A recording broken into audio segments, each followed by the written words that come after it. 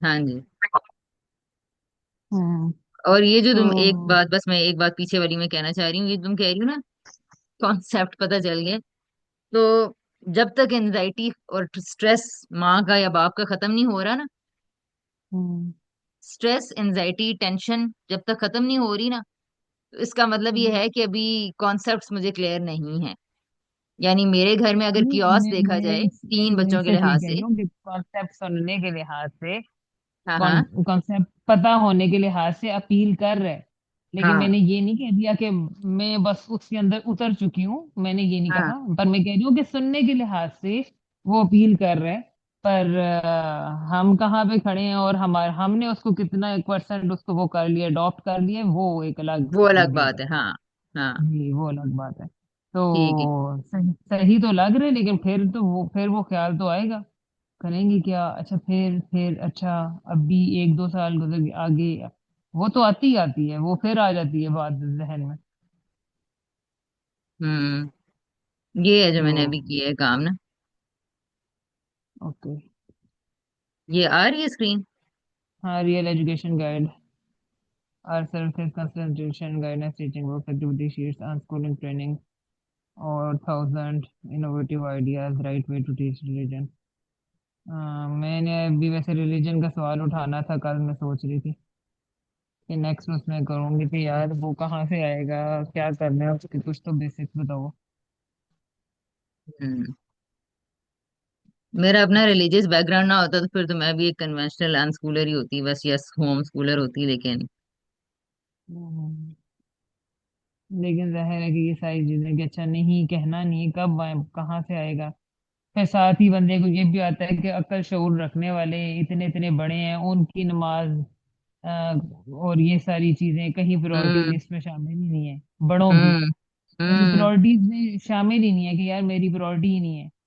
तो कहाँ ये एक्सपेक्टेशन के बच्चे की को फिक्र हो जाएगी या बच्चा पढ़ने लग जाएगा नमाजें अब। हम्म लेकिन फिर बात हम्म। वही है ना कि फिर आएगी कब और कैसे, बस वो फिर सवाल पैदा होता है, कुरान कब पढ़ेंगे, कैसे पढ़ेंगे। तो बस बात बाकी ये है दुनिया कि के दुनिया के जिस बच्चे तरह। स्कूलों में भी जाते हैं, फिर ट्यूशन भी पढ़ते हैं, फिर कुरान के कारी भी लगे हुए हैं। तो एक ही उस सर्कल में डाल के तो उनका सारा कुछ सिस्टम चल रहा है। हम्म हाँ, हाँ, तो वो लगे तो तो हुए हैं उस सिस्टम में, उस रैट रेस में लगे तो हुए हैं सारे। लेकिन रिजल्ट क्या निकल रहा है? आउटपुट क्या आ रही है? आउटपुट ये आ रही है कि बच्चों ने कुरान पढ़ ली है, उनको कुरान की रीडिंग आ गई है, ये रीडिंग आ होगी। गई है। ठीक है। हाँ, कुरान की रीडिंग आ जाएगी, जैसे कि नमाज जैसे कि याद हो मैं जाएगी। जैसे कि मैं और तुम अंग्रेजी में शेक्सपियर की राइटिंग पढ़ लेंगे। हाँ ठीक है, लेकिन पढ़ लेंगे ना, पढ़ लेंगे। पढ़ तो लेंगे हाँ। इसके ठीक है। अलावा तो इसके फिर अलावा ये है कि नमाज याद हो जाएगी। याद ठीक हो है, जाएगी। ठीक है। नमाज याद हो अच्छा जाएगी, अच्छा, ये कि सूरतें पढ़ और दुआएं हिफ्ज हो जाएंगी। हिफ्ज हो जाएंगी। हम्म, यानी कि जी। सारा बोलने से ताल्लुक रखता है, सब कुछ। हाँ, नहीं हो सकता है कुछ कारी या इस तरह की टीचर्स आपको बेसिक वो भी सिखा देंगी, आदाब और चीजें, और इस्लाम में पहल और इस तरह की चीजें भी सिखा देंगी, अमली अमली चीजें भी सिखा दी जाएंगी। हाँ, बस एटिकेट्स बाहर, ये सारी चीजें मुझे हाँ। बताओ। ये तो बंदर को भी सिखा दी जाती हैं। बंदर का तमाशाई जो उनसे वो, उसको वो बता ट्रेनिंग कर देता है उसकी, तो वो सास के घर सलाम करने चला जाता है और ढोल पे बैठ जाता है और वो डब्बे पे बैठ जाता है, चार टांगे ऊपर करके खड़ा हो जाता है, सजदा बकरी को सजदा करवा देते हैं। देखा हुआ है ना कभी तमाशा बकरी और बंदर का? जी जी जी, बहुत देखेंगे। और तोते को सूरह अल फातिहा याद करवा देते हैं। और हम्म। तो यानी, is this what you want from your children? मुंह से कुछ बोल दें और बकरी और बंदर की तरह कुछ करके दिखा दें, यही है? आप यही चाहती हैं? आप चाहती क्या है, पहले ये क्लियर कर लेते हैं। क्योंकि बाकी सारे लोग तो सीरियसली यही चाहते हैं कि वो मुंह से कुछ बोल दें, और जब उनसे रियल हम्म। एजुकेशन का या रियल लाइफ का सवाल किया जाए या प्रॉब्लम सॉल्विंग के लिए उन्हें कहा जाए कि जो किताब में पढ़ा था प्लीज वहां से थोड़ा सा बताओ, वो जो वो पढ़ा था ना, वो यहाँ था ना। तो ना उनको प्रॉब्लम सॉल्विंग आती होती है, ना उनको ये जहन में आता है कि मैंने इसका किताब से कोई इसका हल निकालना है, ये किताब में मैंने कोई चीज इसलिए भी पढ़ी थी कि लाइफ पे अप्लाई करो। हम्म। जैसे कि कल हमारी भांजी जो है वो बेचारी एक टॉपिक पढ़ी थी ह्यूमन रिसोर्सेज का, उसकी माँ ने पढ़ाया। तो कहती है कि मैंने कहा human resources, resources types of resources और रिसोर्सेज क्या होते हैं। तो वो बार बार जब हम्म। सवाल करी थी तो वो उसको डेफिनेशन सुना देती थी, human resources include human resources, nature natural resources. ये किसकी बात तो हो रही है? मतलब भांजी की हाँ, बात हो रही है? हाँ भांजी की बात हो रही है। तो ओके। क्लास 1 में है या मुझे नहीं, अब मुझे तो जब से मैंने बच्चों का ये स्कूल सिस्टम, तो मुझे तो ये सवाल और ये पढ़ाई, मैं किसी बच्चे से ना उसका मूड खराब करना चाहती हूँ ना अपना। मैं ना किसी की क्लास पूछती हूँ, ना मैं उनकी पढ़ाई के बारे में पूछती हूँ। हाँ, लाइफ के बारे में सवाल हर किसी बच्चे से करती हूँ। तो अच्छा खैर, वो रिसोर्स ने कहा, फिर वो डेफिनेशन सुना दे तो कहती है मैंने कहा रिसोर्सेज, तो मैंने कहा, कहती है तो मैं ये कह रही थी, उसकी माँ कहती है मैं यही कह रही थी, फिर मैं क्या यार ये रिसोर्सेज कैसे वो। तो मैंने उसे कहा कि, मैंने कहा अच्छा बताओ, मैंने कहा लैंप के बारे में ना, मैंने कहा रिसोर्सेज क्या होते हैं, कहती क्या है। थोड़ा सा जाहिर है फैंड हुआ कि जाहिर है ये लगता है बच्चे को कि अगर कोई भी आपने सवाल बुक से रिलेटेड कर लिया तो वो बेचारा थ्रेटन फील करता है, और जाहिर है उसको फिर उसको हम्म। एक्सप्लेन करना पड़ जाएगा, और वो एक्सप्लेन करना आता हम्म। नहीं होता। तो फिर बच्चा या हम्म। तो बड़ों को अवॉइड करना शुरू कर देता है, या घबरा जाता है, या उसका कॉन्फिडेंस खराब हो जाता है, और अच्छी खासी, या फिर और कुछ नहीं तो खुशी खराब हो जाती है कि यार अब ये बड़े पूछेंगे मुझसे। तो मैं जब भी देखती हूँ हम्म। अपने बच्चों का और बड़ों का इंटरेक्शन, तो इन मेरे बच्चों के भी जो बड़े हैं इर्द गिर्द सारे, तो वो अक्सर बस सिर्फ उनसे इस सवाल, पढ़ाई के ही सवाल करेंगे।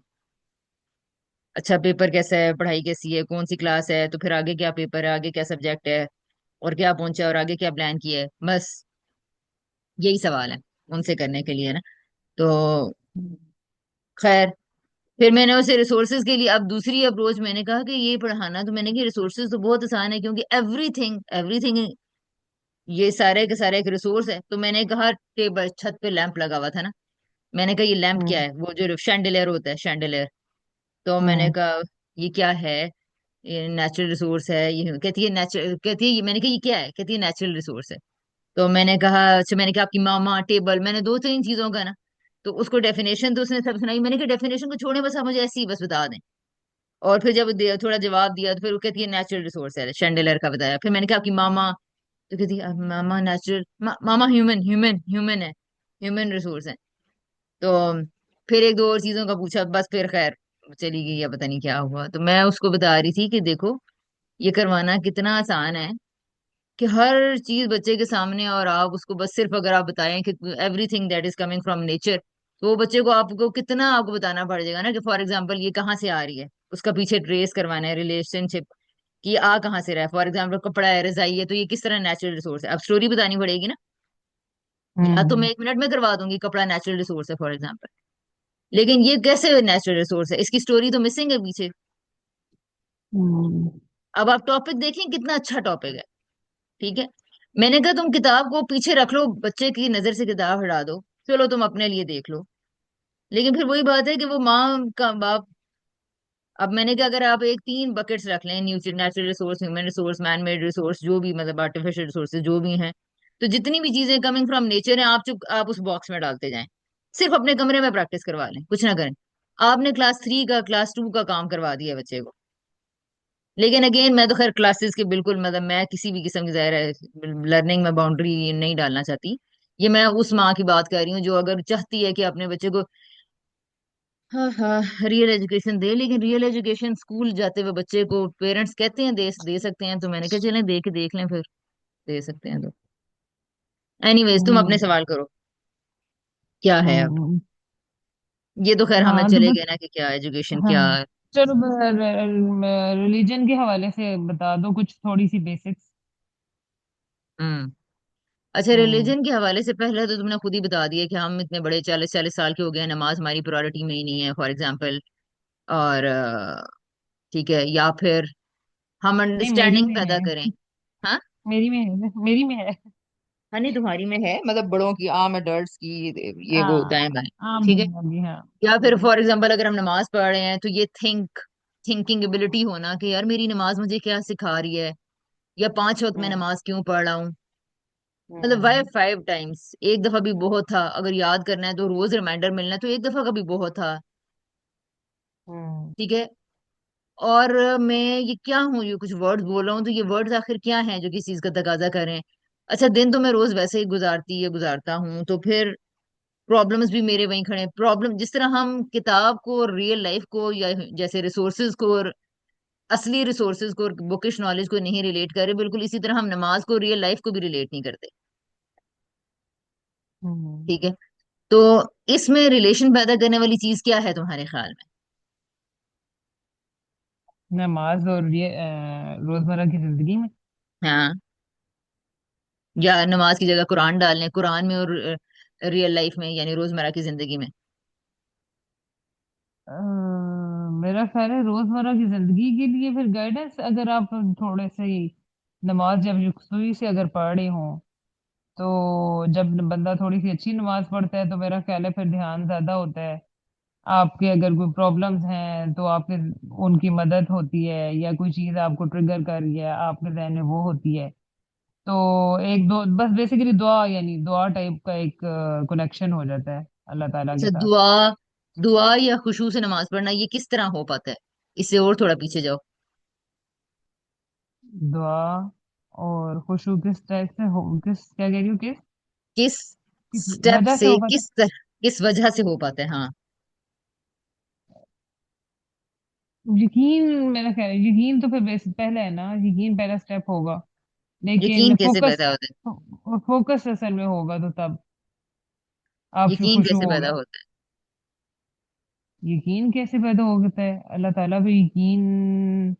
अब अगर आम हमारा देखा जाए तो हम मतलब वो एक एक जो आम वाला यकीन है वो तो हर एक के अंदर होता ही है ना। यानी वो तो मुसलमान घर में पैदा होने की वजह से ही आया हुआ होता है। नहीं, और वो यकीन होता है, वो यकीन होता है, या ये बस सोशल नॉलेज होता है, सोशल क्या आवाज कन्वेंशनल, कट गई है? वो आवाज कट गई है, वो यकीन होता है या क्या? या फिर वो सोशल कन्वेंशनल नॉलेज होता है? मसलन दाएं हाथ से सलाम करते हैं, या किसी को चीज पकड़ानी है तो दाएं हाथ से दें। ठीक है। कोई हम्म। आए तो घर में सलाम करें। This is social conventional knowledge. ठीक है। हाँ। तो अब ये यकीन से पैदा हो रहा होता है? नहीं, इसका तो यकीन से कोई ताल्लुक नहीं। इसका किस चीज से ताल्लुक मैं यकीन दूसरे में, लाइक अल्लाह ताला पे यकीन, आप है? अल्लाह दुआ पे यकीन, मैं उस वाले यकीन की बात कर रही हूँ। देखो, मैं हम्म। ये कह रही हूँ, मैंने सवाल किया हाँ। यकीन कैसे पैदा होता है। ठीक है। हाँ। तुमने कहा ये यकीन तो होता ही है।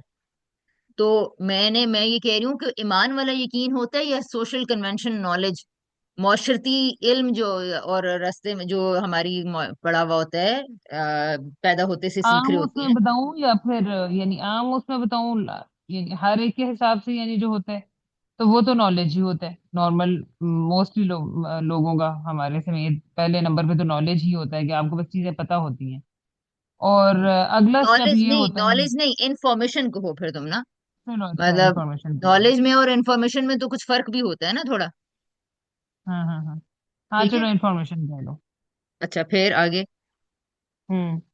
और इंफॉर्मेशन से फिर अगला स्टेप, जब आप उसके उसको थोड़ा गहराई में जाके लेते हैं, या आप थोड़ा से शऊर के अगले लेवल पे जाते हैं, तो फिर वो आपके अंदर यकीन का दर्जा पैदा हो जाता है। हम्म। शऊर के अगले दर्जे पे कैसे जाते हैं तुम्हारे ख्याल में? दिमाग का इस्तेमाल जब करते हैं तो तब। और दिमाग का इस्तेमाल कैसे करते हैं? दिमाग का इस्तेमाल बस जब आप करना चाहते हैं तो हो जाता है, जब ना करना चाहें तो फिर दिमाग बंद हाँ, हो जाता है। नहीं, इंटेंशन की नहीं बात मैं कह रही हूँ, मैं कह रही हूँ कैसे होता है दिमाग का इस्तेमाल, क्या हो रहा होगा तो तुम कहोगी दिमाग का यानी आप इस्तेमाल किसी हो रहा है? देखो, यानी किसी चीज के बारे में आप सोचेंगे, ये समय ना बताना हर बात पे सोचेंगे। नहीं सोचेंगे राइट। जब आप उसके बारे में। ठीक है। और ठीक हाँ। है। अच्छा, अब देखेंगे आप, एक छोटी सी बात तक हम पहुंचे हैं, इतनी इतने सारे क्वेश्चंस के बाद। सोचेंगे तो, सोचेंगे तो हम्म। शऊर बढ़ेगा, शऊर बढ़ेगा तो उस इंफॉर्मेशन में यकीन पैदा होगा, यकीन होगा तो ईमान पैदा होगा, ईमान होगा तो मैं नमाज की खुशू या नमाज या जिंदगी या जिंदगी के अमाल या डीड्स के बारे में, अमाल को चेंज करना शुरू करूंगी। चेंज हम्म। समझ में आ रही है ना? हाँ। तो हम बुनियादी किस चीज तक पहुंचे कि इंसान क्या करे। तो एक चीज पे सबसे पहले आखिरी लेवल पे जो रूट में जी चीज थी, जो तुम जहां तक तुम पहुंची हो, वो क्या थी? दिमाग का इस्तेमाल, सोच। यानी कि सोच। दिमाग का सोच। इस्तेमाल, हाँ, और सोच। टॉप पे जो खड़ा था जहां से हमने बात शुरू की है, वो क्या था? ईमान, हम्म। फेथ। ठीक है। हम्म। इसका मतलब है हम्म। कि अगर आपने ईमान या अकीदा पैदा करना है बच्चे के अंदर या बड़े के अंदर, तो हमें ये हम्म। पूरी चेन गुजारनी पड़ेगी, एंड दैट इज, जिसका सबसे बेसिक स्टेप हमने क्या करना है कि बच्चे को क्या बनाना है। हाँ, बताए ना। आप बताएं, क्या बनाना है? बच्चे को दिमाग का शौरी। इस्तेमाल हाँ, करने दिमाग वाला। इसे हाँ, बोले तो दिमाग का शौरी इस्तेमाल बनाते होता हैं। है, दिमाग का इस्तेमाल होता है, दिमाग का इस्तेमाल होता है। क्या पूछ, मेरे से पूछ रही हो या अपने से हाँ, वो कर रही तुमसे हो? पूछ रही हूँ भाई, तुमसे पूछ रही हूँ। दिमाग का दिमाग इस्तेमाल के होता है कैसे? सोच के साथ। सोचने से, ठीक यानी, है। हाँ। हम्म। तो इसका मतलब है कि बच्चे को क्या बनाना है फिर हमने?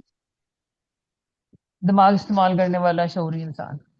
सोचने वाला शऊरी इंसान। तो सोचने वाला। शऊर तो ठीक है, डेवलप हो जाएगा ना, नहीं, शऊर तो एक शौर भी बेसिकली सोचना ही, मैं सोचने को ही उसमें ले रही हूँ ना, ठीक है। मतलब उसी को। यानी सोच और शऊर, शौर को उसमें मिलता शऊर जुलता एक ही ले ऐसी रही सेंस है, शऊर एक हूँ। हाँ, हाँ। नॉलेज की ऐसी कंस्ट्रक्शन है जो आपको मामलात, चीजें तदब्बर के साथ, फहम के साथ, हिकमत के साथ करने का एक तरह से, जब कोई कर रहा हो तो हम उसे कहते हैं यार ये बाशऊर इंसान है, ठीक है। लेकिन बाशऊर इंसान वही शऊर और शार और शीन आइन रा और सोचने वाला और गहराई में सोचने वाला, ये वही है, ठीक है।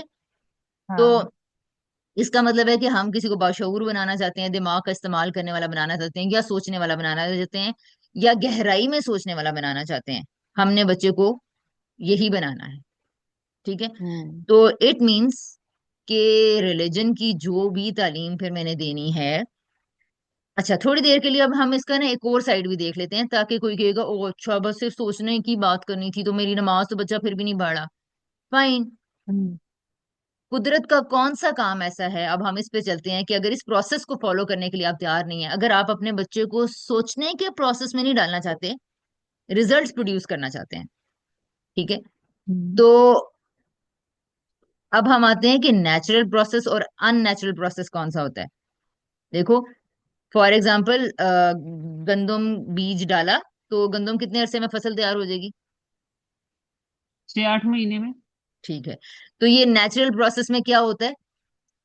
बहुत सारे ट्रायल्स एंड एरर्स और एक्सपीरियंसेस, 6 महीने के कई दिन रात घंटे वक्त गुजर रहा है, 6 महीने ऑलमोस्ट उस पूरे प्रोसेस को लगते हैं, और फिर जाके फसल थिक एंड थिन से गुजर के, एक्सपीरियंस ट्राई उससे गुजर के फिर क्या बनती है, दाने निकल आते हैं, और फिर उसका काम शाम होता है। अच्छा, हम्म। अननेचुरल प्रोसेस क्या होता है? जैसे कि मुर्गी अंडा कैसे देती है, और एक अंडा वो भी है जो आजकल फैक्ट्री में तैयार हो रहा है। हाँ, फैक्ट्री में नहीं तैयार हो रहा, मुर्गियाँ। मुर्गियों की ग्रोथ तेज की हुई है, लेकिन अंडे तो मुर्गियों से ही तैयार हो रहे हैं। हाँ नहीं, वो अंडों की एक ऐसी वीडियो भी है ना, जो जो चाइना में बताया कि अंडे वो कैसे एवं तैयार होते हैं। वो एवं नकली वीडियोस होती हैं। चलो ठीक है, नस्ल नकली होती है, ठीक है, नकली लेकिन नकली अंडे भी बनाए तो जा सकते हैं ना, मतलब किसी भी चीज के साथ हम्म। आप देख लें थोड़ी देर के लिए, तो नकली अंडा बनाया जा सकता है या नहीं बनाया जा सकता? बस वो उस तरह तो क्ले से बना रहे हैं ना, वो यानी वो तो एक और तरह की चीज है, जिस भी छोड़ो। चीज से बनाए अंडा आप बना सकते हैं, ठीक है। अच्छा, खाने वाला अंडा हाँ। थोड़ी देर के लिए सोच लेते हैं, वो भी मुख्तलिफ चीजों से खाने वाला अंडा भी डिफरेंट बना सकते हैं, लेकिन फिलहाल हम इसको हाँ। छोड़ देते हैं, चले मुर्गी के ऊपर ही आ जाते हाँ। हैं, ठीक है। यानी ओके। अब हम जो ब्रायलर खा रहे हैं, तो तुम्हें क्या लगता है ये हाँ। नेचुरल नेचुरल तरीके से खा रहे हैं मुर्गी हम, ब्रायलर जो 22 दिन में तैयार हो रही है, या 2 महीने में हम्म। मेरा ख्याल है हो रही है, तो या फिर ये जो चिकन जिसको हम कहते हैं ब्रायलर, ठीक है, या एक हाँ। असली मुर्गी, देसी मुर्गी कितने अरसे में तैयार होती है? हाँ, देसी को तो मुझे लगता है काफी महीने लगते हैं। वो हाँ, तो छोटी सी रहती है इतना अर्सा। चूजों को मैंने अपने सामने तकरीबन 5.5 महीने में या 4 महीने में चूजों की थोड़ी सी बड़ी बड़ी शक्ल बनती हुई देखी है, जो मुर्गी से पिछली स्टेज होती है ना। तो हाँ मैंने जो जब आंटी हाँ। ने मुर्गियां रखी हुई थी, तो मैंने फिर मैंने चूजों को देखा, और देखा कि अच्छा वो छोटे छोटे चूजे अच्छा ये बन गए। तो वो जी 3-4 महीने में वो बने थे, तो मुर्गी फिर क्या पता 1 साल में बन जाती है वो शायद, मुझे इतना सही नहीं पता, ठीक हम्म है। तो हम्म। अब आपने जब उस प्रोसेस को क्या किया है, डिस्कनेक्ट किया है या उस प्रोसेस को मैनिपुलेट किया है, तो आपने क्या किया है, आपने रिजल्ट जल्दी चाहा है, तो आपने उस प्रोसेस को क्या कर दिया, शॉर्ट कर दिया। अभी 1 सेकंड होल्ड कर।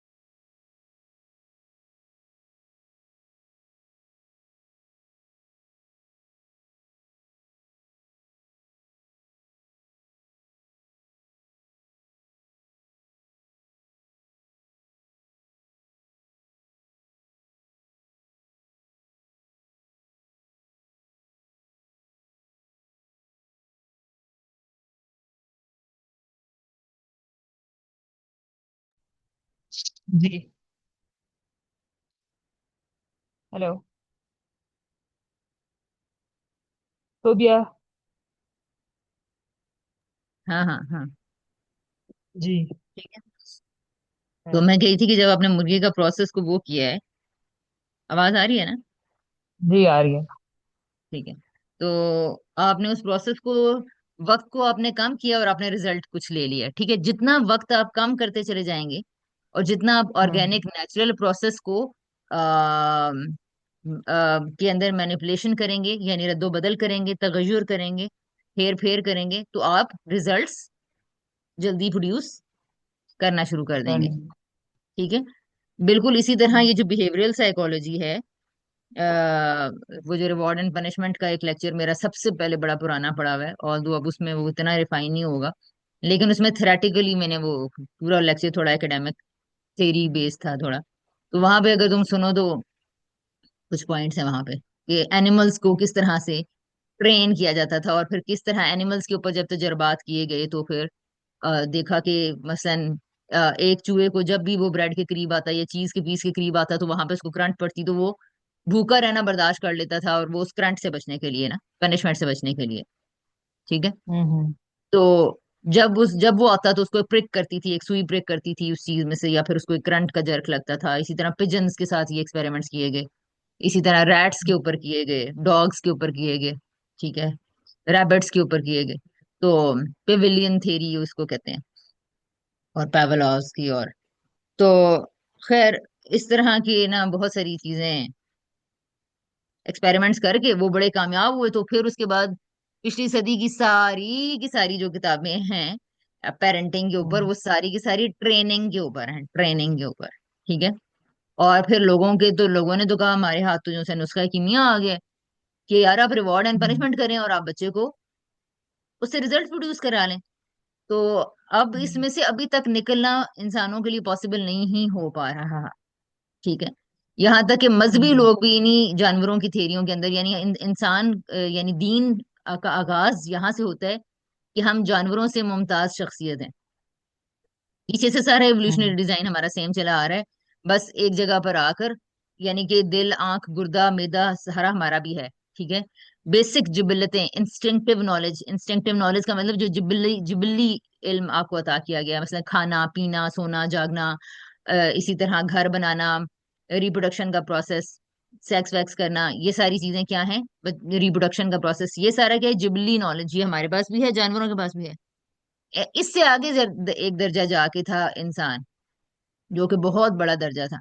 वो दर्जा था सोचने का और समझने का, कि इंसान को फिर अकल दी गई थी, फितरत उसके अंदर खैर और शर के पोटेंशियल्स रखे गए, ठीक है।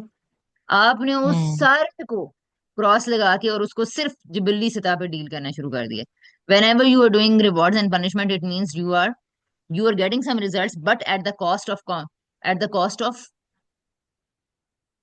Zero, hmm. Using zero knowledge, अकल एंड फितरत को कैंसिल करके, कॉन्शियसनेस को खत्म करके, थिंकिंग एबिलिटीज को खत्म करके, बिकॉज आपने बच्चे के ऊपर पनिशमेंट इन्फ्लिक्ट कर दी है सो दैट वो कुछ रिजल्ट्स प्रोड्यूस करे। तो वो नमाज पढ़ देगा, वो मुंह से कलमा बोल देगा, वो आयतों के लफ्ज बोलना शुरू कर देगा, वो एबीसी बोलना शुरू कर देगा, वो गिनती बोलना शुरू कर देगा। बिकॉज अगर आप वो गिनती नहीं बोलेगा तो उसकी तो सबसे बड़ा मसला है अटैचमेंट है, लव है। उसको तो चाहिए अफेक्शन चाहिए, उसको तो माँ का प्यार चाहिए, उसको तो माँ की गोद चाहिए, उसको तो माँ के साथ रिलेशनशिप चाहिए, बाप के साथ चाहिए, उसका बेसिक सर्वाइवल सारा जुड़ा हुआ है। तो अगर आपके चेहरे पे स्माइल नहीं रहेगी, आपका गुस्सा आ जाएगा, आपकी टोन चेंज हो जाएगी, आपके अंदर स्ट्रेस और एंजाइटी आ जाएगी, बच्चे की तो पूरी दुनिया गड़बड़ हो जाएगी। सो वो अपना सर्वाइवल अपना सिक्योर करने के लिए वो करता चला जाता है एट द कॉस्ट ऑफ कि उसकी मेंटल हेल्थ का डैमेज कितना भी हो रहा है, वो आपसे जुड़ा रहने के लिए। इसीलिए अब्यूजर्स को बच्चे छोड़ते नहीं है। और बल्कि जो मारने वाली माएँ होती हैं या मारने वाले माँ बाप होते हैं, उनसे इंटरनल हेट बहुत ज्यादा होती है। लेकिन बहुत ज्यादा दर्जे का रिवॉर्ड एंड पनिशमेंट हो तो बच्चे उस माँ और बाप से प्यार करते हैं और उसको छोड़ के नहीं जाते। इतना उनके अंदर ये वो हो चुका होता है, बैठ चुका होता है कि यही अथॉरिटी हमारी फाइनल अथॉरिटी है, हमारा सर्वाइवल पूरे का पूरा इससे के ऊपर जुड़ा हुआ है। इसीलिए कहते हैं ना यार, ये औरत को इतना मारा है इसका शोहर, ये भागती क्यों नहीं है, जाती क्यों नहीं, कहते हैं। इसी तरह वो बाल बच्चे जो उनसे तो वो इसलिए नहीं जाती कि वो अथॉरिटी का खौफ इतना बैठ चुका होता है कि अब वो बिल्कुल थिंकिंग खत्म हो चुकी है, बिल्कुल। इसीलिए आप देख लें हमारी माशाल्लाह से हाउस वाइफ्स का जो भरमार लगी हुई है औरतों की घरों के अंदर, जो बड़े बच्चों को स्कूलों का पढ़ा रही हैं, उनकी मेंटल हेल्थ देखें और उनके शोहर से बात करने का स्टाइल देखें। सोचने समझने वाली बातचीत नहीं यानी कि कर सकती, तो या नहीं कर पाएंगी, या इस तरह की चीजें, बिकॉज थिंकिंग की इजाजत नहीं है। एंड सेम वे वो हस्बैंड पसंद भी नहीं करते कि हमारी बीवियां मतलब कि सोच समझ के बात करें या प्रॉपर डायलॉग में वो उनको साथ आना पसंद भी नहीं करते, वो ना वो उनको वो हैसियत से देते हैं। जनरली मैं चंद चंद जगहों की बात कर रही हूँ, ऑफ कोर्स एक्सेप्शन तो हर जगह होते हैं, लेकिन तो अब आपको सारी हम्म। से ये देखें, आपको जो अंदाजा लगाएं कि हो क्या रहा है। हमें think brainless brainless children it means हमें चाहिए। तो आप पहले डिसाइड कर लें कि आपको ईमान, नमाज, रोजा, खुदा का शौर ऑर्गेनिक तरीके से चाहिए या आपको कुछ रिजल्ट्स चाहिए। ठीक है।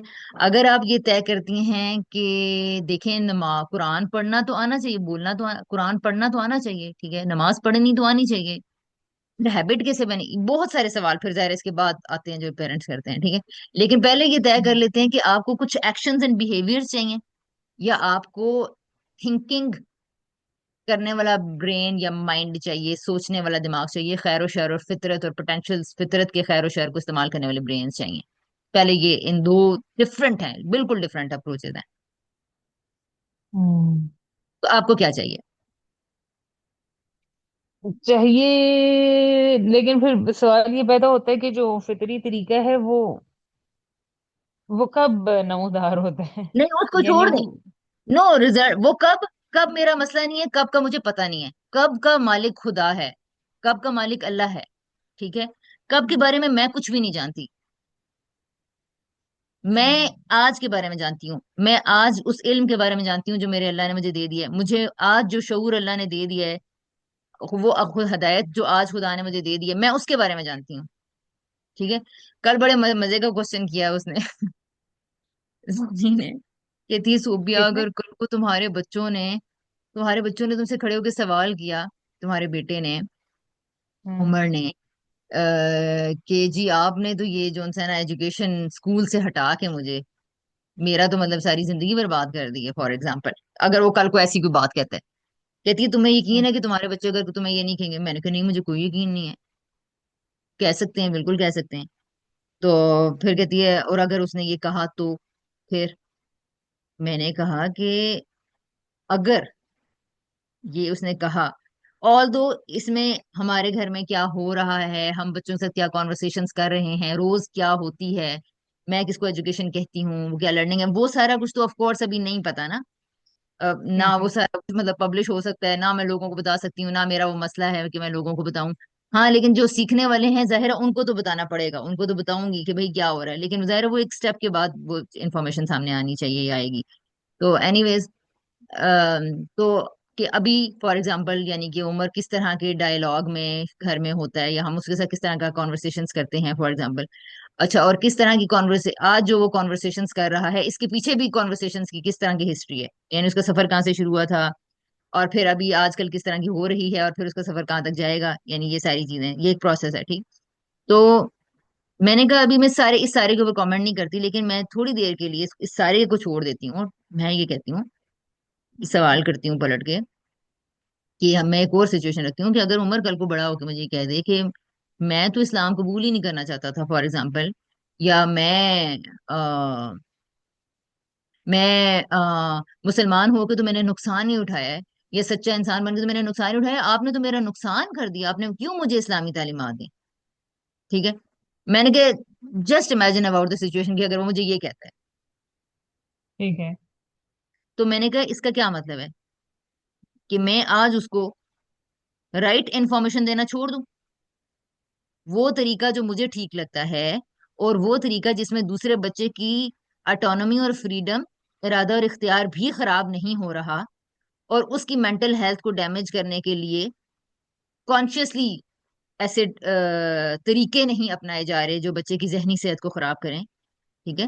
मतलब अंदरूनी तौर पर तो कहीं और गहराई में जाके, क्योंकि बड़ा और भी कुछ हो सकता है, यानी सारी सारी तालीम वो मेरे से ही तो नहीं ले रहे ना, मौशरे इसी मौशरे के अंदर ही खड़े हैं, और मैं कंट्रोल तो नहीं कर सकती, इसी माशरे के अंदर मैंने बच्चों को जाने भी देना है, आदत भी डालनी है। ऐसा नहीं है कि अब मेरे घर में एक सुप्रीम एजुकेशनल मॉडल आ गया तो मैं अपने बच्चों को कहूँ कि तुमने फलां बच्चों से नहीं मिलना, तुमने स्कूल जाने वाले बच्चों से खबरदार, जो तुमने स्कूल जाने वाले बच्चों से दोस्ती की या तुमने हम्म। स्कूल जाने वाले बच्चों की जो है ना तुमने बातों पे ध्यान दिया, ये तुम्हारे से ये जो आगे पीछे बड़े हैं एडल्ट्स के तुमसे सवाल करते रहते हैं, इनको अवॉइड किया करो, कि तुम्हारे सवाल जहन में ऐसे सवाल पैदा, ऐसी बातें पैदा कर देंगे।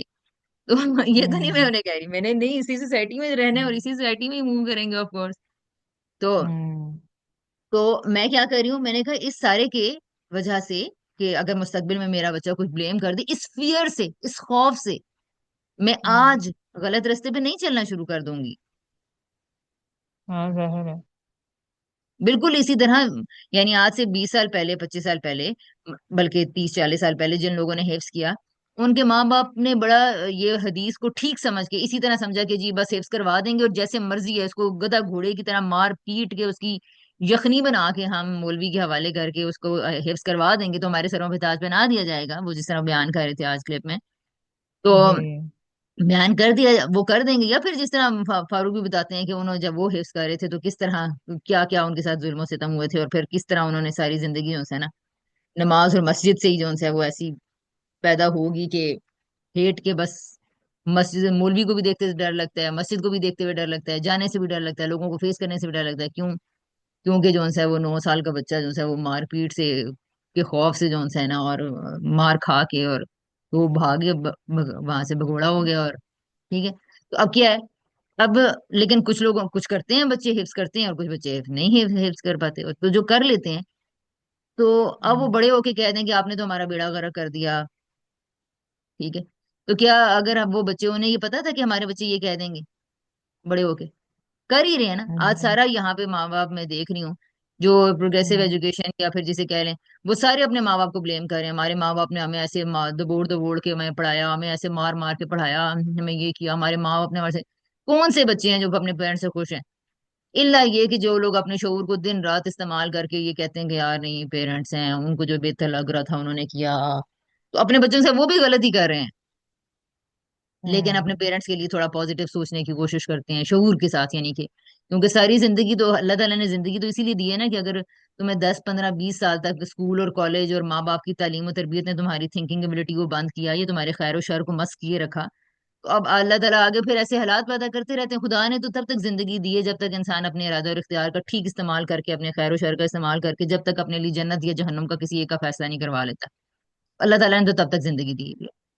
तो अब जाहिर सी बात है कि हम्म। 22 साल अगर माँ बाप ने आपकी जिंदगी का बेड़ा गर्क किया और आपके खैर शर को नहीं इस्तेमाल होने दिया, आपकी मर्जी का इरादा और इख्तियार, आपकी मर्जी का ऑटोनॉमी नहीं, ऑटोनोमस डिसीजंस नहीं सामने आए, आपके ओरिजिनल टैलेंट्स नहीं सामने आए, तो अब इसका ये मतलब तो नहीं है कि वो आगे भी सारी जिंदगी का अपना इस्तेमाल नहीं करेंगे। तो 22 साल बाद जब वो आजाद होते हैं, यूनिवर्सिटी में जाके बच्चे आजाद होते हैं और अपना दिमाग इस्तेमाल करना शुरू करते हैं, तो आप समझ लें कि अब उनका इस हिसाब किताब शुरू होता है, मेरा ये ख्याल है कि उस वक्त फिर वो अपने इरादा और इख्तियार के जब खुद मालिक बन जाते हैं, यानी अब तो मेरे ऊपर मेरी माँ का कोई प्रेशर नहीं है ना।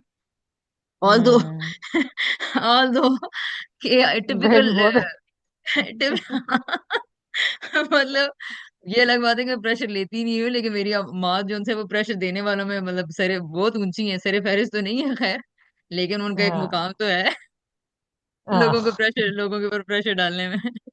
हाँ तो मैं ये कह रही हूँ कि आम माँ माँ बाप जो उनसे हैं, ऑल दो ये अलग बात है कि वो स्ट्रिंग्स आर अटैच की है, जो थेरी अल्फी कौन ने लिखी है, यानी इतनी गहरी हाँ स्ट्रिंग्स बन जाती हैं कि बंदा बच्चे ऑस्ट्रेलिया कनाडा चले जाते हैं, अंटार्कटिका चले जाते हैं, लेकिन उनके दिमागों से दूसरे मुल्कों में भी जाके अपने माँ बाप का खौफ, माँ बाप की स्ट्रिंग्स वो जो उनके नहीं निकल जी। पाते उनके दिमाग से, हम्म।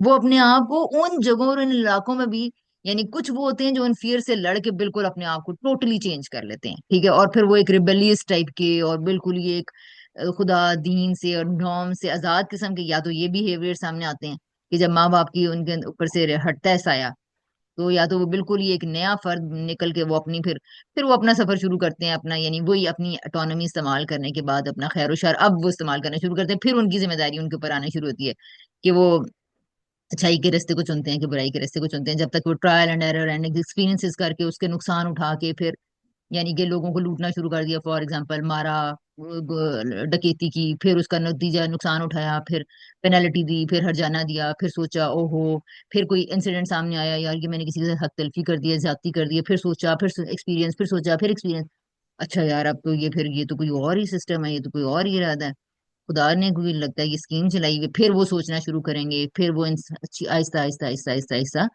खैर या शर में से किसी एक रास्ते पे पक्के होते चले जाएंगे और फिर वो उसकी तरफ निकलते चले जाएंगे, यानी ये ऑर्गेनिक प्रोसेस होता है। लेकिन बस माँ बाप के सायों में या उनकी गोदों में पलने वाले ऐसे बच्चे होते हैं जिनका दिमाग की थिंकिंग एबिलिटी बंद हो चुकी होती है, कट चुकी होती है, तो वो दूसरे मुल्कों में जाके भी अपने आप को इंडिपेंडेंट इंसान नहीं बना पाते, उनके डीप डाउन फियर्स बैठे हुए होते हैं, जिसे चाइल्डहुड ट्रॉमास कहते हैं। वो गैबर मटे ने कहा है ना कि your childhood shapes your present life, तो वाकई, लेकिन इसको अब कोई समझ ही नहीं रहा कि हमें अपने चाइल्डहुड ट्रॉमास पे काम करना चाहिए, लेकिन ये है कि चाइल्डहुड वाकई आपको शेप करता है आपकी लाइफ को। तो अभी जो अल्मोरिज वाला कोर्स है उसमें मैंने ये एक्सरसाइजेस करवाई हैं एक्चुअली एग्जैक्टली इसके ऊपर ना, इस कॉन्सेप्ट के ऊपर, और अंदाजा भी हुआ है और मेरा ख्याल से काफी अच्छी प्रोग्रेस है उस कोर्स की मेरे लिहाज से।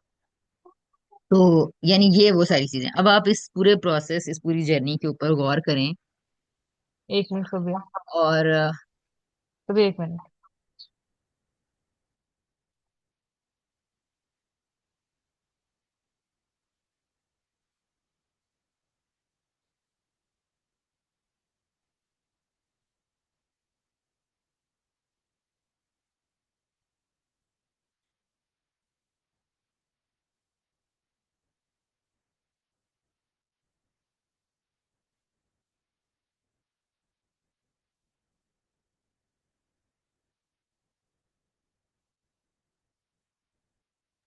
जी।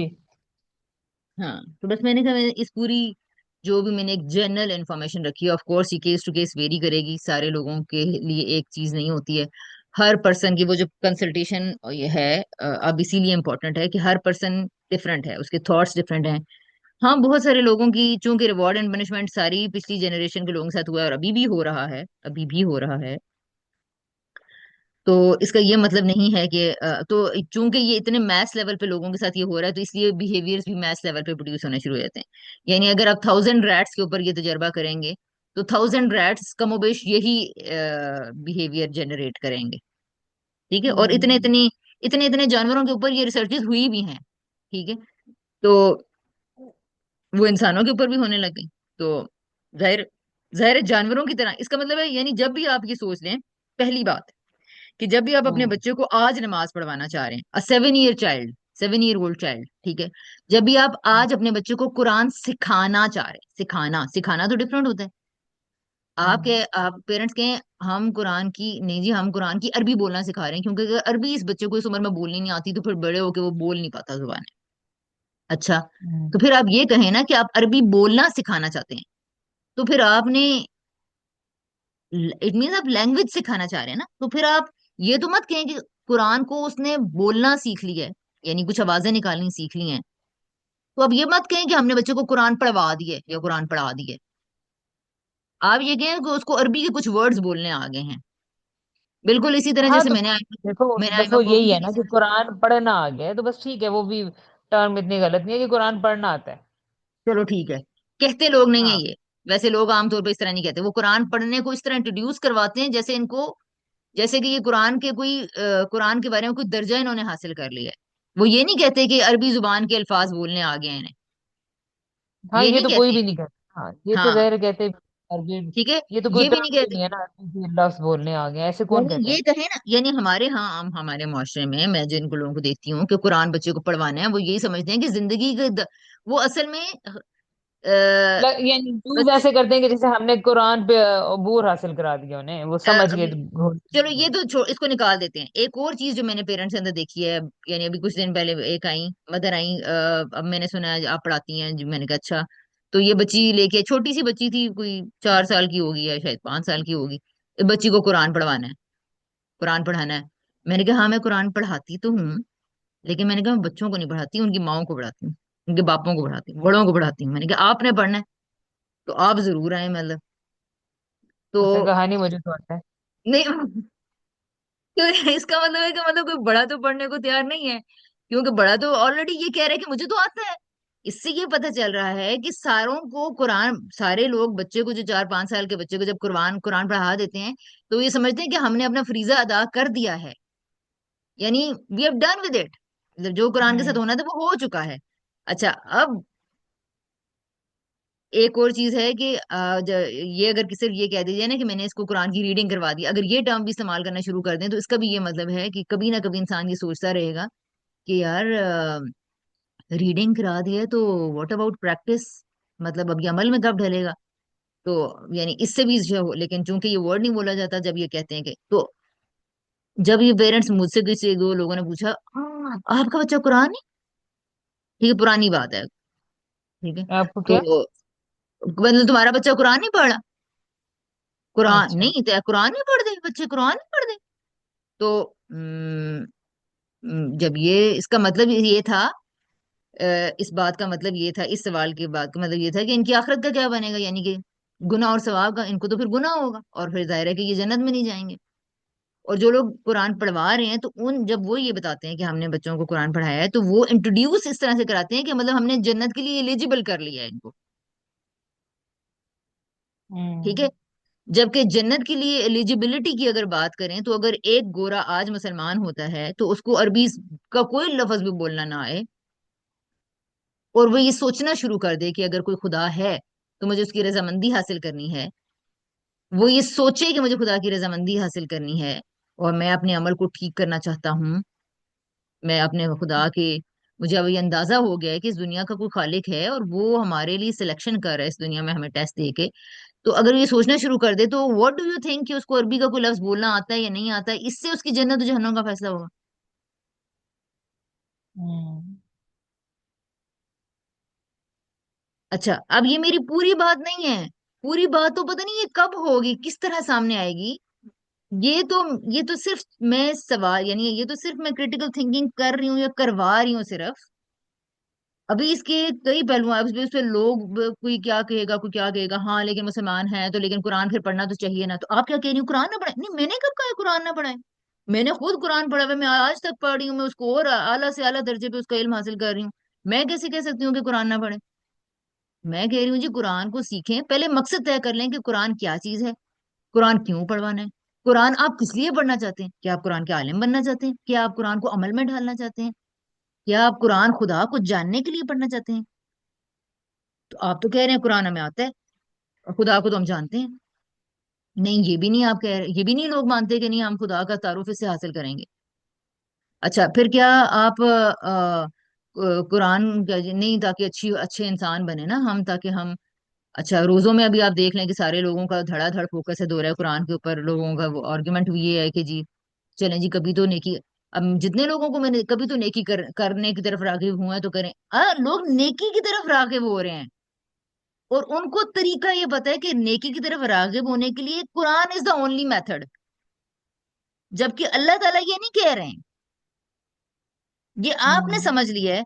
और आप रमजान में नेकी की तरफ रागिब होने के लिए कुरान पढ़ना आपको ये लग रहा है, ठीक है। जबकि मैं ये कह रही हूँ कि नहीं, एक अच्छा इंसान अगर बन चुका है तो फिर उसको खुदा के, फिर आप उसको कुरान की तरफ लेकर जाएं। अब कुरान की तालीमात उसके ऊपर आएंगी, उसके ऊपर सर करना शुरू करेंगी।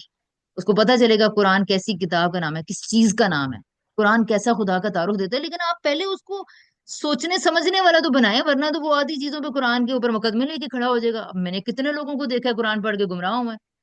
कुरान औरतों पे जुल्म करता है, कुरान औरतों की हिफाजत नहीं करता, कुरान ने बड़ी ज्यादती की है। अब इस पे आधे लोग कहते हैं नहीं, उनको सही इंटरप्रिटेशन नहीं पता।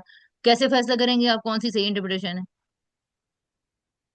या तो हर कोई जो कुरान की तरफ आता है वो अपने अपने मुकदमे खोल के, अपनी अपनी मस्जिद खोल के बैठ जाता है, नहीं आप फिके शाफी को करते हैं फॉलो, आप फिके हनफी को करते हैं। तो मैं तो ये बिल्कुल भी नहीं कह रही कि आप किसी फिके को फॉलो करें, आप किसी को। तो आप कुरान क्या जो है वो और लोगों के जरिए समझेंगे, या वो आपको कुरान को कुरान के जरिए समझेंगे? नहीं, मैं फलां तफसीर पढ़ रहा हूँ, मैंने फलां तफसीर पढ़ी है, मैंने भाई तफसीरें तो इंसानों ने लिखी हैं। फिर आप क्या करना चाह रहे हैं? मतलब कुरान पढ़ने फिर आए, फिर कुरान का हक अदा करें सही तरह फिर। तो डिटर्मिन आप करना क्या चाहते हैं। हर चीज के पीछे पहले अपनी वजह तलाश करें। और अगर आप, अच्छा अगेन फिर अब जो नेकी की तरफ में रमजान में जो दोहरा कुरान लोग कर रहे हैं, तो अब उनको कल्बी सुकून चाहिए। उनको पता ये है एक्चुअली कि कुरान पढ़ेंगे, कुरान रमजान में तो कुरान उतरा था, कुरान पढ़ना चाहिए, कुरान सीखना चाहिए। ये मैं बाशऊर लोगों की बात कर रही हूँ। आप ठीक है, बाकी सारे लोग तो कुरान के ज़ाहिर है 30 पारे दो दो दफा खत्म करेंगे और रख देंगे, कुरान खानियां शानियां करवा देंगे, अफ्तारियां बांट देंगे, फाइन दैट्स इट। उनकी तो नेकी होगी पूरी। दूसरे लोगों की तरफ आते हैं जो लोग अच्छे अच्छे तरह सोच रहे हैं, समझ रहे हैं, वो खुद को बेहतर भी करना चाह रहे हैं। अब वो कुरान उठा रहे हैं कि कुरान समझें, कुरान क्या है। तो उनका जहां तक मैं जान पाई हूँ, ऐसे सारे लोगों को या जो मेरे पास आते रहे हैं, तो उनका मकसद ये होता है कि वो कुछ अच्छा करना चाहते हैं, वो अपनी जिंदगी में तब्दीली देखना चाहते हैं। अच्छा, कुरान अपनी जिंदगी में तब्दीली लाने के लिए उनको एक ही रास्ता पता है कि कुरान पढ़ें। और कुरान तो हर मुसलमान के ऊपर लाजिम है। जाहिर है नैरेटिव भी हर जगह इतना ये फैला हुआ है, डिस्कोर्स पूरी जगह पे ये फैला हुआ है कि कुरान आपकी निजात का जरिया है, इसमें शुबा भी नहीं है। लेकिन एक ऐसा इंसान जिसको कि अभी अपनी जनरल मोरालिटी पे काम करना चाहिए, जनरल ह्यूमैनिटी पे काम करना चाहिए, जब वो प्री मेच्योर माइंड कुरान को ले लेता है तो वो उसका धड़ा धड़ा गलत इस्तेमाल शुरू कर देता है। मिसाल मैं इसकी एग्जांपल देती हूँ, क्या एग्जांपल है। फॉर एग्जांपल, तुम्हारे जहन में आ रही है एग्जांपल? मेरे जहन में एकदम जो क्लिक हुई है वो तो ये भी जो कल मायरा ने वीडियोस भेजी हुई थी आती भाई ने। हाँ हाँ। हाँ, वैसे बता रही हूँ कि एकदम से जो मेरे आई है जहन में बगैर किसी हाँ सोचे हुए हैं, हाँ, वो क्या वो है? आई है वो कौन सी वीडियो है? अच्छा अच्छा अच्छा। कुरान की हाँ आयतें कोट करने वाली। बिल्कुल बिल्कुल, कुरान की आयतें कोट करना, और एग्जैक्टली। दूसरी भी मेरे जहन में या गना बुदो या नस्तईन वाली आई हैं। ठीक है। अच्छा हम्म। देखो, यानी कि एक अच्छा इंसान अभी अच्छा इंसान नहीं बना होता, ठीक है। अब मैं तुम्हें इसकी, आप सियासतदानों को छोड़ दें, आप ताकतों को, बड़ी ताकतों को छोड़ दें, आप मेरे और तुम्हारे लेवल पर आ जाते हैं, ठीक है। हम्म। हम माँ बाप हैं, ठीक है। और अब तुम मुझे ये बताना कि एक अच्छी माँ और एक अच्छे बाप का मौजूदा इस वक्त कन्वेंशनल पैराडाइम, अच्छा पेरेंट वो होता है जो कन्वेंशनल पैराडाइम के मुताबिक अच्छे पेरेंट्स के ऊपर टैग्स बताती जाओ मुझे। हाँ, जो बच्चों की ज़रूरतों का ख्याल रखें, बच्चों को अच्छे स्कूल में दाखला करवा दें, और उनको उनको सैरो तफरीह करवाएं, और उनकी ख्वाहिशात को पूरा करें, उनको उनको नमाज एक्सपोजर पढ़वाएं, दें, उनको उनको एक्सपोजर कुरान दें, पढ़वाएं। उनको नमाज कुरान पढ़ाएं, और 7 साल में तालीम दें, 10 साल में मार के पढ़ाएं। ये है आम आम तौर पर ये है, ठीक है। हाँ 5-6 साल की उम्र हाँ। में कायदा पढ़ाना शुरू कर दें। 7-8 साल तक उनका कुरान खत्म हो चुका होना चाहिए, ठीक है। हम्म। हमारे मुल्क में तो कम से कम अच्छे अच्छे पेरेंट का ये लाजिम क्राइटेरिया, लाजिम, कि उसका बच्चा नमाज पढ़ता हो, जुमा पढ़ता हो, कुरान पढ़ता हो, कल में उसको 6 आते हों, और वो रोजे अच्छा रखता फाइन हो, फाइन। तरावी वगैरह पढ़ता हो, ठीक है, शलवार कमीज पहनता हो, दाढ़ी शाड़ी रखी हो, लाइक इस तरह की चीजें बड़े हो जाएं तो, ठीक है। तो हम्म। ये अच्छा पेरेंट है जो ये अपने बच्चे को स्कूल भेज रहा हो, होमवर्क टाइम पे करवाए, खाना पीना ये करे, ठीक है। ये एक अच्छा पेरेंट है। अच्छा, अभी ये सब कुछ अचीव करने के लिए अच्छे पेरेंट्स का अब हम क्रिटिकल जरा एनालिसिस करते हैं थोड़ा सा। ये हम्म पेरेंट्स अपने बच्चे को स्कूल भेजने के लिए और उसको होमवर्क करवाने के लिए क्या क्या करते हैं, बताएं जरा। हम्म, उनको यानी अब ये किस किस सेंस में बताने हैं, जो आम राइज हैं तरीके आम वही। राइज, जाहिर है आम राइज माशरे के अच्छे पेरेंट्स का ही जायजा ले रहे हैं अभी तो हम।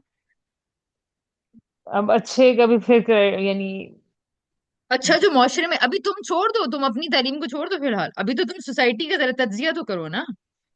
हाँ, पाकिस्तान। जो बच्चों को फिर बच्चों के साथ स्ट्रिक्टनेस करेंगे, उनको हर हाल में उनका काम करवा देंगे, यानी उसमें फिर अब दो मेरे उसमें आ रहे हैं ना, कंफ्यूज हो रही ठीक हूँ है, मैं।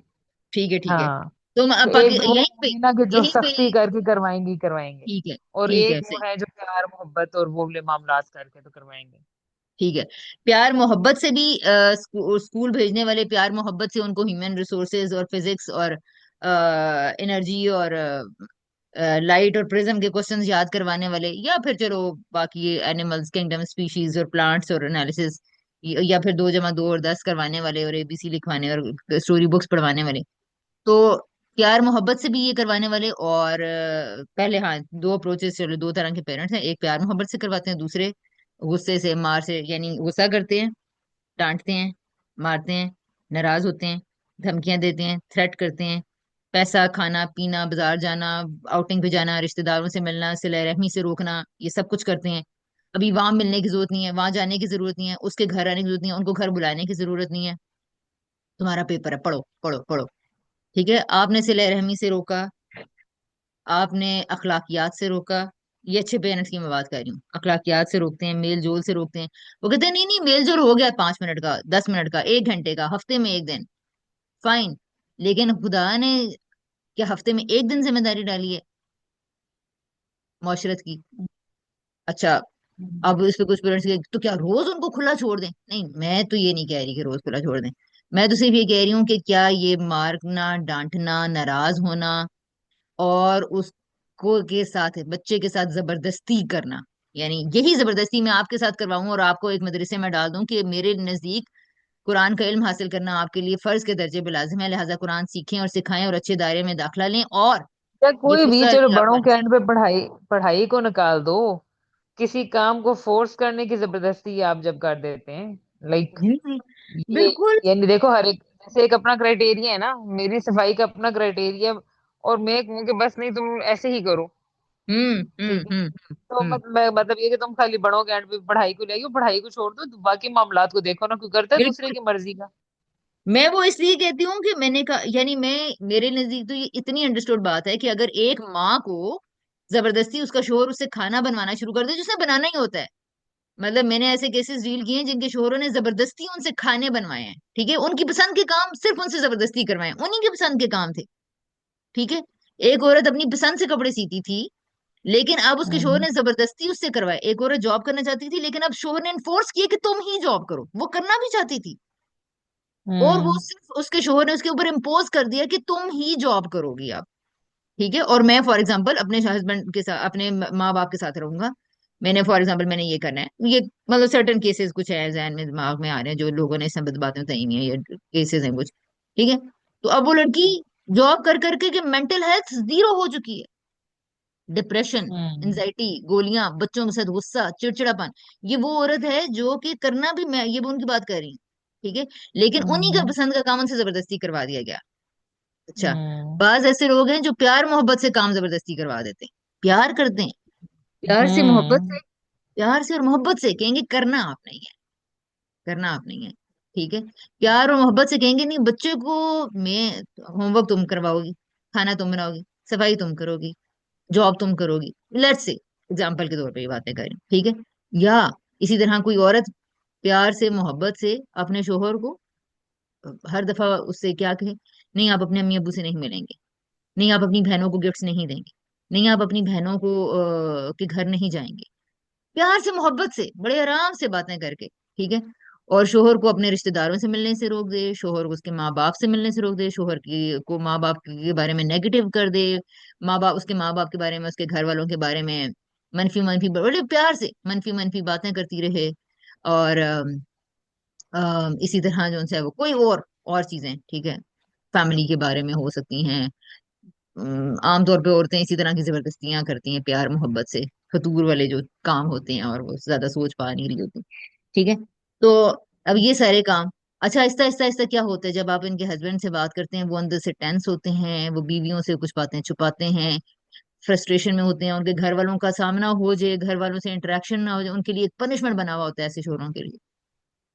अच्छा, फिर जब ये लोग आपस में बात करते हैं, तो ऐसे हस्बैंड्स ये बताते हैं कि यार रोला पा दे, बीवी रोला पा देती है फिर, ठीक है, इसने फिर ड्रामा खड़ा कर देना है, इसको पता चल गया तो। मैं अपने माँ बाप के घर गया था, ये मतलब इस तरह के केसेस हैं, यानी कि ना। अच्छा, वो घर ही छुड़वा के ले गई हैं, अकेली माँ से जिसने सारी जिंदगी बच्चे को पाला है, और वो उसको, फॉर एग्जाम्पल, उसने यानी लड़के की भी ज़ाहिर है अपनी गलती है, ये डिसएम्पावरमेंट है, ये वीक है लड़का, ठीक है। और एक साल के अंदर अंदर वो लड़की ने उसको प्यार से मोहब्बत से, उस लड़के को जो है वो उसकी माँ के घर से शिफ्ट करवा दिया, माँ अब अकेली रहती है, और लेकिन ठीक है, अब वो लड़का अपने माँ और बाप, माँ से मिल नहीं सकता, माँ से बात नहीं कर सकता, कोई बात जेनवनली भी करना चाह रहा है तो बीवी की खुशी की खातिर वो अपनी माँ से बात नहीं करेगा। ये मैं दोनों तरह की बता रही हूँ कि जब शोहर और मियाँ बीवी या फिर सास ससुर ससुराल वाले बहू के ऊपर, या बहू ससुराल वालों के ऊपर, और इसी तरह बॉस जबरदस्ती अपने सबॉर्डिनेट से, या सबॉर्डिनेट बॉस से जबरदस्ती, ये मैं एडल्ट्स की बात कर रही हूँ कि जबरदस्ती प्यार मोहब्बत से आपके काम करवाते जाए करवाते जाए करवाते जाए। कितने ऑफिस के लोगों को मैंने कहते हुए सुना है कि सर बड़े प्यार से बेइज्जती करते हैं, और प्यार प्यार से ये कहेंगे कि ये कर दो, ये भी कर दो, ये भी कर दो, मैं वहां तक रात तक बैठा रहता हूँ, ये तमाशा बना के रखा हुआ है ऑफिस वालों ने, ये रखा हुआ है, घर की हेल्थ खराब, मियाँ की हेल्थ खराब, आपसे अपने बॉस से बोलने जा रहे हैं, जी नहीं, वो प्यार, सर बड़े प्यार से कहते हैं, बड़े क्लेवर है, और फिर कहते हैं बड़ा क्लेवर है, क्योंकि बड़े है ना, अडल्ट हैं, तो फिर भाई बड़ा क्लेवर है, इतने आराम से कहते हैं। तो पॉइंट ये है कि जबरदस्ती आप किसी से काम करवाएं, यानी जब भी आप किसी का इरादा और इख्तियार डैमेज करेंगे, उसकी फ्रीडम से छीनेंगे, ऑटोनॉमी से छीनेंगे, तो ये अच्छे पेरेंट्स दिन रात कर रहे हैं, चाहे प्यार मोहब्बत से और चाहे नाराजगी से। अब आते हैं आप उस पेरेंट्स की तरफ जो कि यानी इन पेरेंट्स की तरफ जिनको आप अच्छे पेरेंट कह रहे हैं, ठीक है, ये अच्छे इस्लामी पेरेंट्स हैं, मजहबी पेरेंट्स।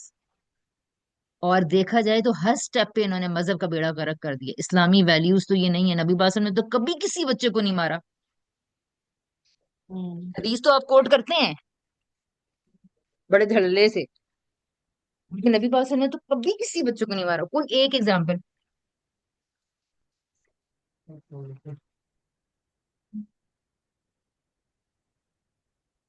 ठीक है, या कोई एक दो एग्जांपल्स मिल जाए जिसमें कि डांटा हो। कोई भी नहीं हजरत है। अनस हजरत अनस रज़ी अल्लाह अन्हु 10 साल नबी पाक के साथ रहे, और कहते हैं कि कभी ऐसा नहीं हुआ, डांट डांट का क्या डांट, कि तुमने ये क्यों किया और ये क्यों नहीं किया। हाँ ना,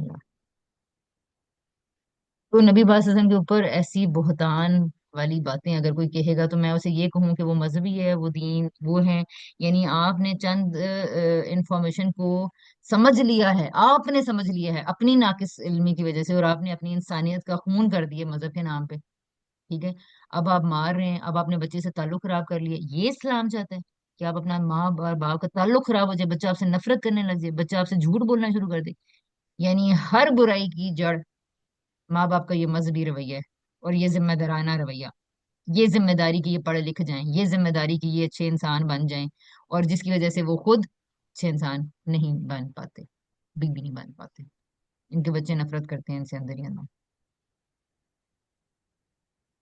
तो दिस इज हैपनिंग दीन के नाम पर, मजहब के नाम पर हो रहा है। तो अब इसमें मुझे वो याद आ गया, वो मैंने जो इस्लामिक पेरेंटिंग का एक लेक्चर है, वीडियो है 30 मिनट्स की, इस्लामिक पेरेंटिंग, और साथ में इस्लामिक पेरेंटिंग, और उसका सीरत, सीरत नबी एंड सीरत इस्लामिक पेरेंटिंग एंड सीरत नबी। तो मेरे ख्याल में वो मैंने बहुत अपना बेस्ट प्रोजेक्ट बनाया था तहकीक करके इस रिवायत के ऊपर, वो जो 7 साल की उम्र में नमाज वाली, क्योंकि उन दिनों मुझे बहुत पेरेंट्स की तरफ से कन्फ्रंटेशन नोट मिला था, जिनमें से आमतौर पे तो सारे पेरेंट्स पहले भी सवाल ही ये करते हैं, ठीक है, जो भी जाहिर है हमारा, क्योंकि जाहिर रिलीजियस बैकग्राउंड है, इल्मी जिसको पता नहीं आपको रिलीजियस मानता है कि नहीं मानता।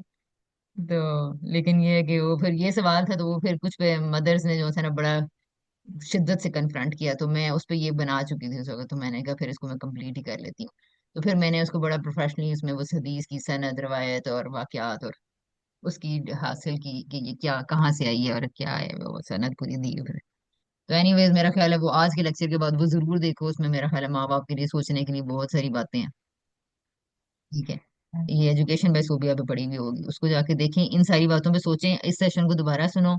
आप सवाल करो कि मजहबी पेरेंट बनना है या अच्छा इंसान बनना है। तो अब आप सारी जगहों पे जाएं कि अब आपने कुरान आपने स्टार्ट यहाँ से किया, फिर मैं नमाज कुरान कब आएगा, कब आएगा, कब को बाद में डिसाइड करेंगे, पहले तरीका डिसाइड कर लें, पहले मकसद डिफाइन कर, ठीक है। हाँ, कब, तो वो ही होता है ना कि कैसे, यानी कैसे आएगा, यानी ये भी नहीं यही कैसे, मकसद होता है। कैसे के पीछे आपके ये जो आज सारी मैंने बातें की हैं, ये कैसे हम्म। को जो होने ही नहीं देता, क्योंकि मुझे पता है कि आप पलट पलट कर इन सारी बातों के बारे में फिर दोबारा आपको सवाल करने पड़ेंगे मुझे।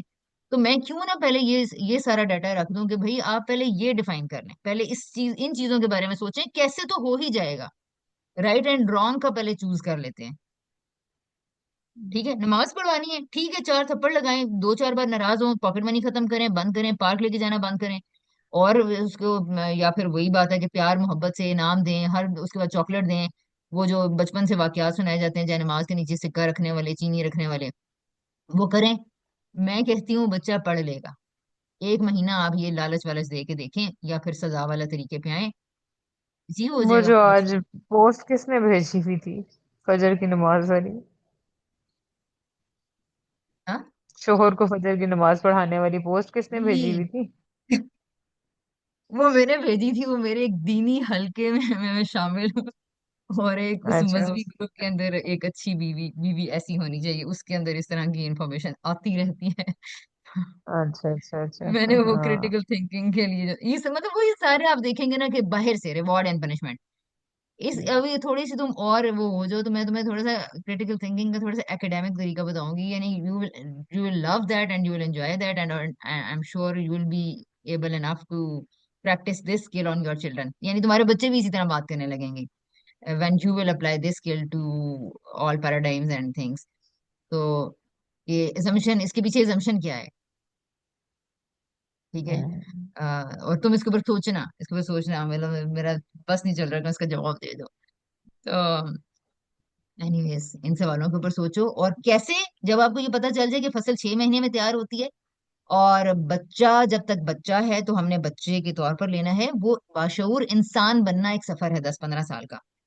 तो मैंने 10 15 साल पे फोकस करना है, मैंने आज नमाज पढ़वाने पे फोकस नहीं करना। मैंने बाशऊर अच्छा मुसलमान एक वो होता है जो सोचने वाला होता है, उलुल अलबाब, लअल्लकुम ताकिलून या तदब्बरून या तफक्करून। तो तफक्कुर पे फोकस करें ना, अल्लाह ताला का तो मंशा और मकसद ये है कि आप कौन हो जाए, आप तफक्करून में शामिल हो, या तदब्बरून ताकि वो तदब्बर करें। तो निशानियां हैं उलुल अलबाब के लिए, यशउरून शऊर रखने वाले, वो सोचने वाले बने, ताकि तुम गौर व फिक्र करो, ताकि तुम सोचो, ताकि तुम,